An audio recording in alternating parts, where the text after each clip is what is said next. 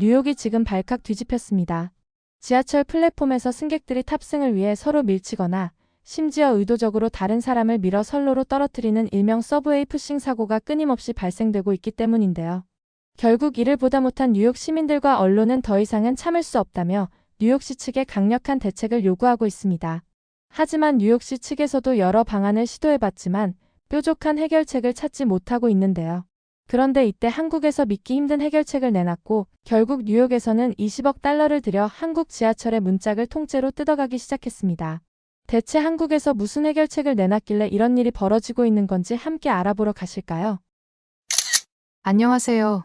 저는 뉴욕 교통국에서 지하철 안전정책 총괄국장으로 일하는 에드윈 코넬입니다. 요즘 제 마음은 극도의 불안과 무거운 책임감으로 가득해요. 왜냐하면 제 아내가 뉴욕 지하철 승강장에서 큰 사고를 당할 뻔했거든요.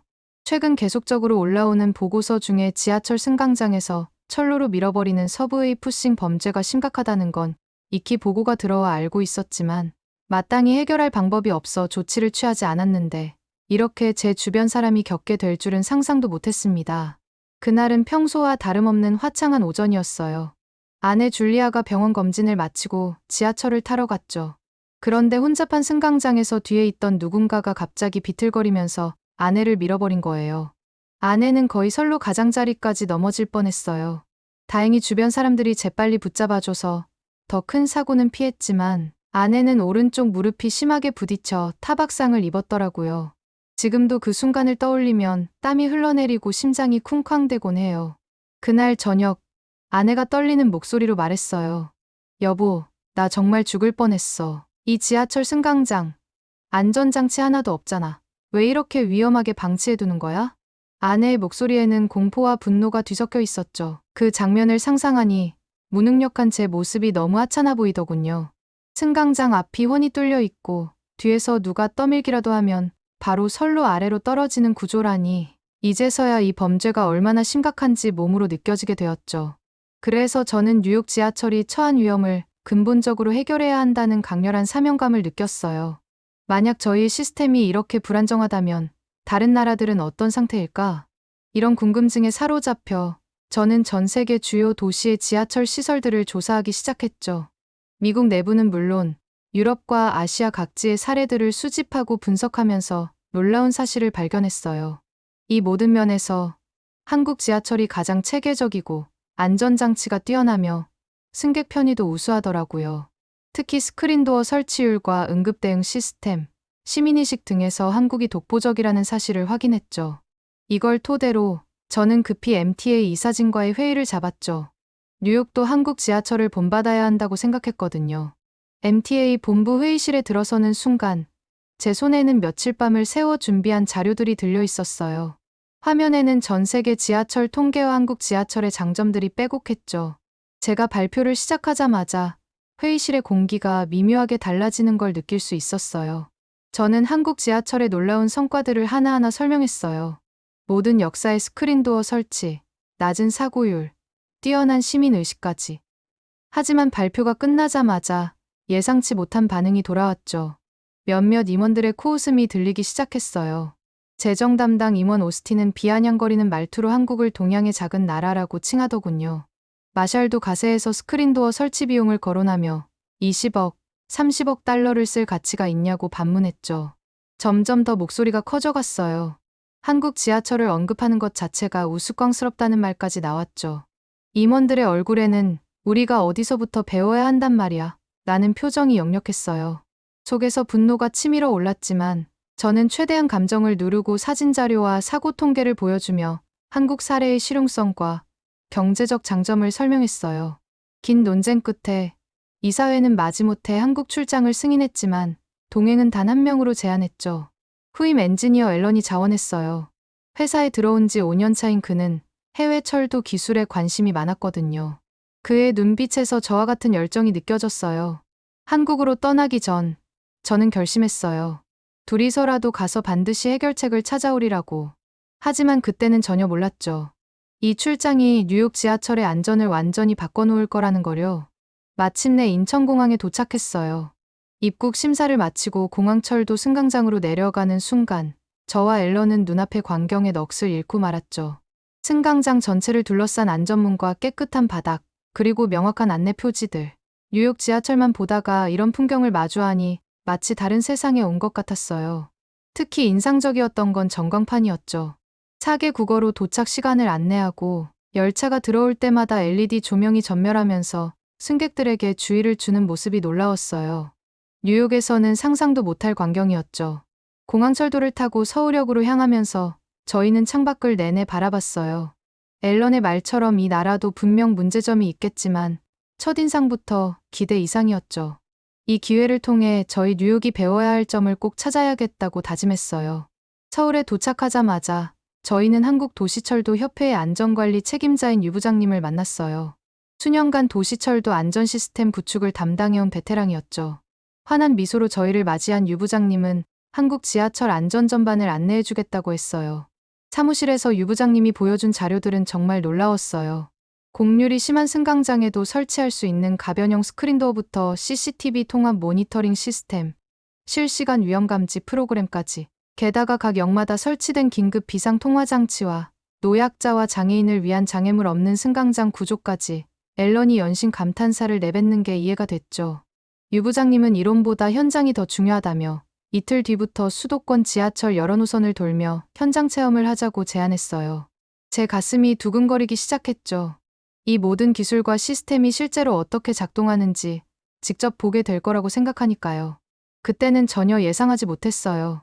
이 현장 방문이 단순한 시찰을 넘어서 저희의 생각을 완전히 뒤바꿔 놓을 만한 사건들로 가득하리라는 걸 말이에요. 그리고 그 경험들이 뉴욕 지하철의 미래를 바꾸는 결정적인 순간이 되리라는 것도요. 저희 첫 방문지는 서울역이었어요. 공항철도, KTX, 지하철이 모두 연결된 대형 환승역이라 혼잡이 매우 심했죠. 특히 이곳은 출퇴근 시간대 사고 위험이 높다고 했지만 곧 저는 이곳만의 특별한 대응 시스템을 직접 목격하게 될 거라곤 전혀 예상하지 못했어요. 그때였어요. 승강장에서 기차를 기다리던 중 70대 후반으로 보이는 노인 한 분이 갑자기 의식을 잃고 쓰러진 거예요.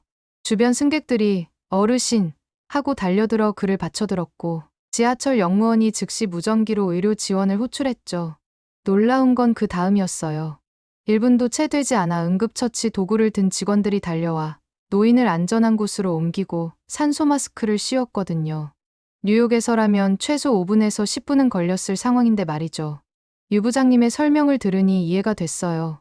사고나 위급 환자가 발생하면 스크린도어 잠금과 열차 정차 지연이 자동으로 통보되고 중앙통제실과도 즉시 연동된다고 하더라고요. 3D 기반 스마트 스테이션 시스템 덕분에 돌발 상황 대응 시간이 11분에서 3분으로 줄었다는 게 실감이 났어요. 그날의 소동은 제게 한국 지하철의 신속한 응급 대응을 온몸으로 체험하게 해준 시작이었죠. 하지만 이건 시작에 불과했어요. 앞으로 제가 보게 될 더 놀라운 시스템들은 상상조차 못했으니까요. 한국 지하철의 또 다른 모습을 발견하게 될 줄은 몰랐어요. 그날도 여느 때처럼 체험 일정이 진행되고 있었는데 안전관리 책임자 유 부장님이 저와 제 후임 엔지니어 앨런을 바라보며 의미심장한 제안을 하셨거든요. 두 분, 낮에 보신 것만으로는 한국 지하철의 진짜 모습을 다 보신 게 아닙니다. 실제로 더 긴장감 넘치고 바쁜 현장은 밤에 있거든요. 특히 막차 시간대는 더욱 그렇죠. 야간 근무 체험을 해보시는 건 어떨까요? 순간 긴장감이 확 돌더군요. 낮에도 그렇게 바빴는데 밤에는 얼마나 더 정신없을까 하는 궁금증이 들었어요. 유 부장님은 저희를 3D 스마트 스테이션이 도입된 역사로 안내하겠다고 하셨는데 특히 막차가 끝난 후에 역무원들과 지하철 보안관들의 움직임을 직접 볼 수 있다고 하니 더욱 기대가 됐죠. 밤 11시 30분, 서울 도심의 한 대형 환승역에 도착했어요. 2개 노선이 교차하는 이 역은 평소에도 사람이 많기로 유명했죠. 늦은 시간임에도 역 주변은 여전히 활기찼어요.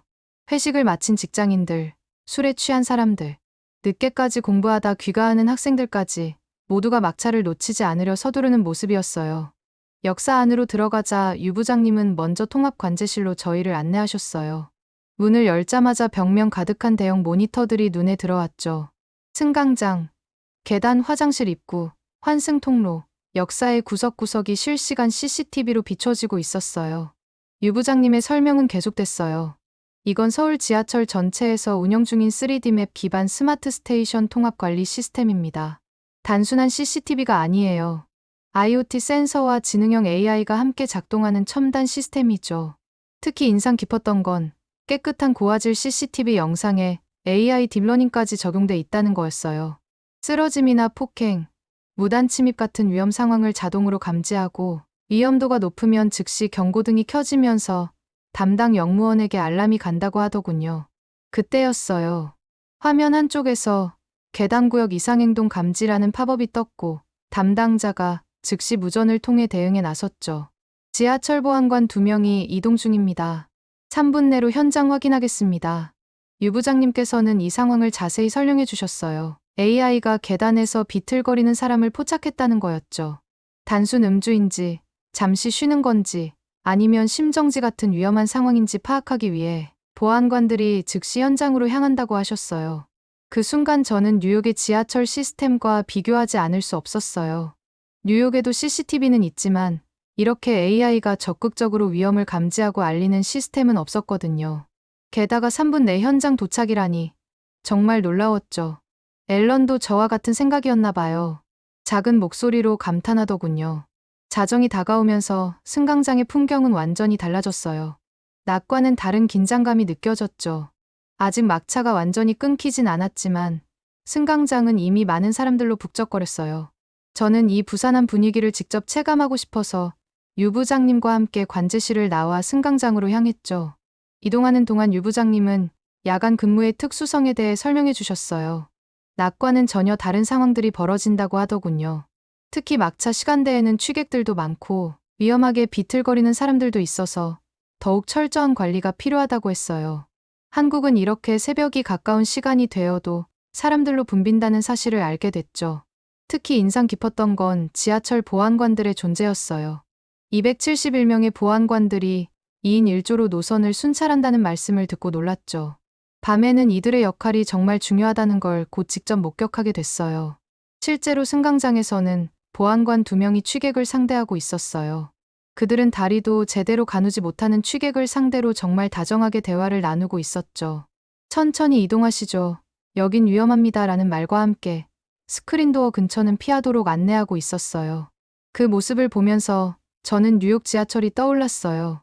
뉴욕이었다면 아마 그 취객이 선로 근처까지 가서 큰 사고로 이어졌을지도 모르는 일이었죠. 하지만 여기서는 보안관들이 밤새도록 순찰을 돌며 이런 위험한 상황들을 미리 방지하고 있었어요. 막차 시간이 다가올수록 승객들의 조바심은 더욱 커져갔어요. 하지만 튼튼한 스크린도어 덕분에 선로 추락 같은 심각한 사고의 위험은 크게 줄어든 것 같았죠. 뉴욕에서는 승객들이 선로 가장자리에 아슬아슬하게 서 있거나 뒤에서 밀치는 바람에 사고가 날까봐 항상 노심초사였는데 이곳은 확실히 달랐어요. 특히 스크린도어와 함께 설치된 자동안전발판은 정말 인상적이었어요. 열차와 승강장 사이의 위험한 틈을 완벽하게 메워주는 이 시스템 덕분에 발빠짐 사고가 30%나 감소했다는 게 놀라웠죠. 게다가 6,500대가 넘는 비상통화장치와 595대의 112직 통벨까지 설치되어 있어 긴급 상황에 즉시 대응할 수 있다는 점도 정말 든든했어요. 시계가 밤 12시 40분을 가리킬 때쯤 마지막 막차가 떠나갔어요. 그런데 여기 조용해질 거라는 제 예상과 달리 유 부장님은 오히려 더 긴장된 표정을 지으셨죠. 이제부터가 진짜 안전 점검의 시작이라고 하시면서 말이에요. 평소라면 한산해질 시간이지만 영무원들의 일과는 전혀 끝나지 않았더군요.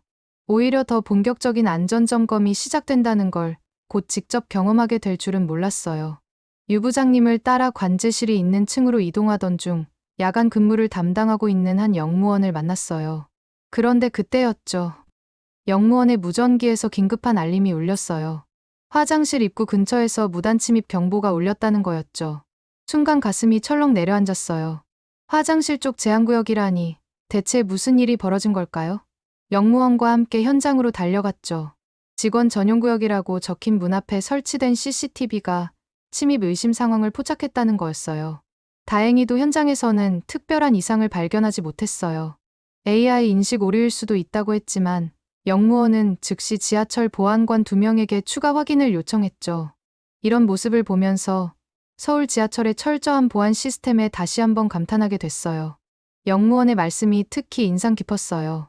AI가 아직까진 완벽하진 않아 가끔 오작동을 일으킬 수도 있지만 단 한 번의 실수로도 큰 사고로 이어질 수 있기 때문에 늘 긴장을 늦출 수 없다고 하더군요. 막차가 끊긴 한산한 시간에도 이렇게 철저하게 점검하는 모습을 보며 뉴욕 지하철도 이런 시스템이 필요하겠다는 생각이 절로 들었어요. 이러한 세심한 보안 관리 덕분일까요? 한밤중임에도 위험 상황에 대한 즉각적인 대응이 이뤄지고 모든 직원들이 높은 경각심을 유지하고 있다는 게 정말 인상적이었어요. 특히 AI 시스템과 인력이 서로 보완하면서 만들어내는 안전망이 얼마나 효과적인지 직접 목격하게 된 순간이었죠. 새벽 1시가 넘어서자 역사의 풍경이 완전히 달라졌어요. 승객들은 거의 사라지고 이제는 역무원 몇 명과 지하철 보안관, 그리고 청소와 시설을 담당하는 직원들만이 남았죠. 하지만 역이 조용해진 것과는 대조적으로 이들의 움직임은 오히려 더 분주해 보였어요. 유 부장님의 설명에 따르면 이 역의 야간 근무는 3명의 역무원이 담당한다고 해요. 한 명은 역무실에서 무전을 총괄하고 나머지 2명이 교대로 순찰을 도는 시스템이었죠. 새벽 1시 20분, 갑자기 역내 방송이 울렸어요. 훈련 상황 알림이었죠. 역무원이 무전으로 상황을 전파하자 AED를 들고 달려나오는 모습이 눈에 들어왔어요. 심정지 환자 발생이라는 가상 상황에 대비한 모의 훈련이었는데 놀랍게도 3분 안에 모든 초동 조치를 완료하는 게 목표더군요. 실제 상황처럼 진행된 훈련에서는 의식을 잃은 환자 발견부터 119 신고, AED 연결까지 일사천리로 진행됐어요. 이런 교육이 정기적으로 이루어진다는 사실에 앨런도 감탄을 금치 못했죠. 뉴욕의 지하철에도 심장 충격기가 비치되어 있긴 하지만 이렇게 실전적인 훈련은 없거든요. 곧이어 사고 대비 훈련도 시작됐어요. 모의 설비 공간에서 진행됐지만 전원 차단부터 119 신고, 대피 유도까지 모든 과정을 단 1분 만에 수행하는 모습은 정말 인상적이었죠. 지하철 보안관 2명, 역무원 2명, 서부 관제실 직원이 한 팀이 되어 움직이는 모습에서는 깊은 전문성이 느껴졌어요. 유 부장님도 말씀하셨지만 2003년 참사 이후 이렇게 철저한 합동훈련이 이어져 왔다고 해요. 역사적 상처가 오늘날의 완벽한 안전 체계를 만들어냈다는 말씀이 가슴에 깊이 와닿았죠. 특히 매월 1회 이상 진행되는 심폐소생술과 AED 사용 훈련, 그리고 240여 명이 참여하는 대규모 탈선화제 훈련을 통해 모든 상황에 철저히 대비하는 모습은 정말 인상적이었어요. 스크린도어 긴급 개방도 30초 만에 가능하다니 안전에 대한 한국 지하철의 집념이 느껴지는 순간이었죠. 새벽 2시가 다가오면서 열차가 완전히 끊긴 역사에서는 또 다른 긴장감이 감돌았어요. 역무원들이 저희를 승강장으로 다시 안내했는데 이번에는 전원 차단과 스크린도어 비상 수동 개방 실습을 진행한다고 했죠. 승강장 한쪽에 설치된 빨간색 레버가 눈에 들어왔어요. 이게 바로 비상 상황에서 사용하는 핵심 장치였죠. 급한 상황이 발생했을 때 이 레버로 30초 안에 전원을 차단하고 스크린도어를 수동으로 열 수 있다고 하더군요. 실제 훈련이 시작됐어요. 한 역무원이 선로에 사람이 있다 고 외치자마자 다른 직원이 즉시 레버를 당겼죠. 순식간에 전원이 차단되고 비상 경보음이 울렸어요. 승강장 스크린도어의 수동 장치를 돌려 문을 열고 선로에서 가상의 환자를 구조하는 과정까지 단 1분 만에 완료하는 모습이 정말 인상적이었죠. 이런 훈련이 얼마나 중요한지는 실제 사례를 통해 더욱 실감나게 다가왔어요. 뉴욕에서는 상상도 할 수 없는 일이었죠. 이 매뉴얼은 이후 전국의 지하철로 확대되어 더욱 강화된 훈련 체계로 발전했다고 해요. 유 부장님의 말처럼 이제야 이해할 수 있었어요. 왜 역무원들이 밤에도 이렇게 바쁜지, 끊임없는 훈련과 점검으로 실제 같은 쉼없는 긴장감 속에서 근무하고 있었던 거죠. 특히 단 30초 만에 전원을 차단하고 스크린도어를 여는 완벽한 호흡은 이런 끊임없는 훈련의 결과물이었을 거예요. 이렇게 철저한 사고 복구 프로토콜이 야간 근무의 핵심이라는 걸 알게 되니 한국 지하철의 안전성이 우연이 아니라는 걸 깊이 실감하게 됐어요. 매 순간 긴장의 끈을 놓지 않는 이들의 노력이 있었기에 가능한 일이었던 거죠. 새벽 3시가 되자 역사는 더욱 고요해졌어요. 역무원들이 교대로 휴식을 취하기 시작했지만 이 휴식이 진정한 의미의 휴식이 아니라는 걸 곧 알게 됐죠. 한국의 지하철은 4조 2교대 시스템으로 운영된다고 했어요. 야간 근무자들은 오후 6시부터 다음날 아침 9시까지 일하는데 보통 새벽 1시부터 4시 사이가 공식적인 휴식 시간이라고 하더군요. 하지만 현실은 달랐어요. 2022년 조사에 따르면 전체 역의 56%인 71곳에서 야간 근무자가 고작 2명뿐이라고 해요. 그나마도 한 명만이 순찰이 가능한 구조적인 문제가 있다고 하니 제대로 된 휴식은 꿈도 못 꾸는 셈이죠. 영무원의 피곤한 얼굴이 특히 기억에 남아요. 커피를 마시며 말씀하시길, 공식적으로는 휴게 시간이지만 실상은 전혀 그렇지 않다고 하더군요. 응급훈련도 해야 하고 CCTV 모니터링에 이상이 있으면 즉시 출동해야 하며 승강장과 역사 설비 점검도 계속해야 한다고 해요.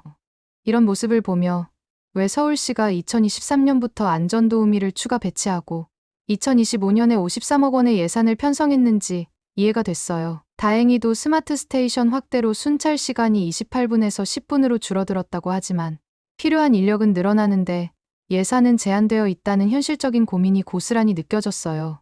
이런 모든 상황을 지켜보면서 낮부터 밤까지 계속되는 안전관리가 얼마나 힘든 일인지 깊이 깨닫게 됐어요. 밤에 더 바빠진다는 말이 결코 과장이 아니었던 거죠.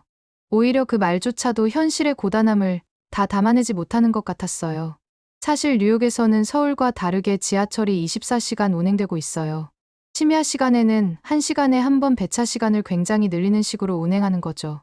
하지만 이때의 지하철 분위기는 새벽에 한 번 지하철을 타본 분이라면 공감하시겠지만 공포영화 그 자체입니다. 노숙인들이나 술 취한 사람들이 주로 탑승해 있고 서울처럼 저런 안전훈련의 모니터링은 꿈도 꿀 수 없을 지경이죠. 뉴욕 지하철의 이런 모습을 너무나 잘 알고 있는 저는 지금까지 뉴욕 지하철이 운행되고 있었던 방식과 철학이 얼마나 잘못되어 왔었던 건지 뼈저리게 느낄 수밖에 없더군요. 서울에서는 지하철 운행을 새벽 시간 동안 잠깐 멈추는 걸 감수하고서라도 그 사이에 안전을 신경 쓰고 있었던 거니까요. 뉴욕에서는 상상하기 힘든 이 안전 시스템이 왜 이렇게까지 관리되고 있는지 궁금해져서 유 부장님께 여쭤봤어요. 아까 유 부장님께서 얼핏 말씀하시기를 2003년 참사 이후 이렇게 철저한 합동 훈련이 이어져 왔다고 했었거든요. 2003년 당시에 대체 어떤 사건이 있었기에 이렇게까지 안전에 집요함을 보이는지 너무 궁금했죠. 그의 답변은 가슴 아픈 역사에서 시작됐다고 했죠. 2003년 대구 지하철 참사, 한방어범으로 인해 수많은 목숨이 희생된 그날의 비극이 한국의 지하철 안전 체계를 완전히 바꿔놓았다고 했어요. 정부와 시민들이 다시는 이런 비극을 반복해선 안 된다는 결심으로 안전 대책을 전면 개혁했죠. 같은 해 서울 회원역에서는 또 다른 비극이 있었어요. 한 노숙자가 여성 승객을 선로로 밀어버려 사망한 사건이 있었다고 하더군요. 이 사건을 계기로 스크린도어가 전국 지하철로 확산됐다고 해요. 이런 아픈 과거가 있었기에 한국은 철도 안전을 최우선 과제로 삼게 됐다는 거죠. 하지만 뉴욕은 이런 아픔이 똑같이 있는데도 그 누구도 개선을 하지 않으려는 모습을 보면서 반성을 하게 되더군요. 유 부장님의 설명은 계속됐어요. 이런 사건들의 상처가 너무 컸기에 안전이 곧 생명이라는 인식이 한국 전역에 퍼졌다고 하더군요. 하지만 더 놀라운 건 시민의식의 변화였어요. 처음에는 한국에서도 무질서가 있었지만 꾸준한 교육과 캠페인, 그리고 시민들의 자발적인 참여가 쌓이면서 큰 변화가 일어났다고 했어요. 이제는 위급 상황이 생기면 영무원이나 경찰을 기다리지 않고 시민들이 먼저 나서서 돕는 문화가 자리 잡았다는 거예요. 이런 이야기를 들으며 앨런도 깊이 공감하는 듯 했어요. 저 역시 가슴 한켠이 먹먹해졌죠. 비극적인 사건들이 있었기에 오늘날의 완벽한 안전 시스템이 만들어졌다는 사실이 왜 한국의 지하철이 이토록 안전에 집착하는지 이해하게 해줬어요. 뉴욕으로 돌아와 저는 빨리 한국의 시스템들을 도입해야겠다는 생각이 들어 바로 회의를 잡았어요. 프로젝터에 한국 지하철의 생생한 현장 영상이 재생되자 회의실의 분위기가 달라졌어요. 노인이 실신했을 때 번개처럼 달려오는 영무원들, 열차와 완벽하게 맞물리는 스크린도어, 질서정연한 승객들의 모습까지 모든 장면이 뉴욕의 현실과는 너무나 달랐죠. 저는 마지막 기회라는 심정으로 목소리를 높였어요. 이것이 단순한 장치가 아닌 생명을 지키는 완벽한 시스템이라고 저희도 할 수 있다고 절실하게 호소했죠. 하지만 일부 임원들의 반응은 여전히 냉담했어요. 비용 문제, 뉴욕 지하철의 복잡한 구조, 시민들의 교통비 인하 요구 등을 들먹이며 반대했죠. 그때 뜻밖의 지지자가 나타났어요. 평소 제 의견에 반대가 심했던 플로이드 국장이었죠. 그는 2년 전 한국 여행에서 겪은 충격적인 경험을 털어놓았어요. 그의 아들들이 장난치다가 한 아이가 승강장 밖으로 밀려날 뻔했는데 스크린도어가 있어 큰 사고를 면했다는 거였죠. 만약 뉴욕이었다면 그는 그 이후에 상상도 하기 싫다고 했어요. 플로이드 국장의 진심 어린 고백은 회의실의 분위기를 완전히 바꿔놓았어요. 반대하던 사람들도 잠시 말문이 막혔고 저 역시 그의 숨겨진 이야기를 들으며 한국에서 유 부장님께 들었던 사건들이 생각이 났죠. 결정적으로 교통청장마저 마음이 움직였어요. 시범적으로 스크린도어를 설치해보고 성과가 좋으면 확대하자는 결정을 내렸습니다. 이렇게 해서 뉴욕 지하철 스크린도어 설치 사업이 마침내 공식 승인을 받게 됐어요. 한국의 선진 안전 시스템이 뉴욕의 변화를 이끌어내는 첫 걸음을 내딛게 된 순간이었죠. 시범 사업이 승인되자마자 한국의 움직임은 빨랐어요. 유 부장님이 바로 한국의 스크린도어 기술 엔지니어 팀을 소개해 주셨고, 그들은 곧바로 미국으로 건너와 MTA 기술진과 함께 현장 조사와 설계에 착수했죠. 그렇게 한국 엔지니어 팀들의 도움을 받아 드디어 타임스퀘어 7번 노선을 포함한 주요 역사의 스크린도어가 설치되고 가동이 시작됐어요. 뉴욕 지역 언론은 이 소식을 대대적으로 보도했죠. 맨해튼 타임스퀘어역, 이제 스크린도어가 승객들을 보호한다. 한국식 안전문 도입 후 승강장 사고율 50% 감소 같은 헤드라인이 연일 신문을 장식했어요. 처음에는 반대가 심했던 시민들의 반응도 완전히 달라졌어요. 실제로 승강장에서 문이 닫힌 채로 열차를 기다려보니 훨씬 안심이 된다는 반응이었죠. 뒤에서 누가 밀어도 떨어질 걱정이 없다는 긍정적인 목소리가 퍼졌습니다. 더 놀라운 건 MTA 이사회의 변화였어요. 처음에 한국을 무시하던 임원들조차 한국 지하철 시스템이 저희에게 큰 영감을 줬다고 공개적으로 인정하기 시작했죠. 더 많은 역에 스크린도어를 확대 도입하자는 의견이 적극적으로 나오기 시작했어요. 이 모든 과정을 지켜보면서 가슴이 뭉클했어요. 아내가 선로에 떨어질 뻔했던 그날의 절망이 한국이라는 나라를 통해 이렇게 희망으로 바뀔 줄은 상상이나 했겠어요. 뉴욕이 더 안전한 도시로 변해가는 모습을 보며 자부심도 느꼈죠. 앨런의 말처럼 만약 그때 저희가 한국에 가지 않았다면 지금도 계속해서 사고가 발생했을 거예요. 한국의 시민의식과 기술력이 뉴욕 지하철을 구했다는 게 분명해졌죠. 그래서 그러는데 제가 모르는 한국의 지하철의 장점이 또 있을까요? 알려주시면 뉴욕 지하철에도 반영할 수 있게 추진해보겠습니다. 오늘의 사연은 어떠셨나요? 오늘의 사연이 마음에 드셨다면 좋아요만 한번 눌러주세요. 1초밖에 안 걸리지만 좋아요를 한번 눌러주시면 더 좋은 사연을 소개해드리는데 큰 힘이 된답니다. 긴 영상 시청해주셔서 감사합니다. 오늘도 행복한 하루 보내세요.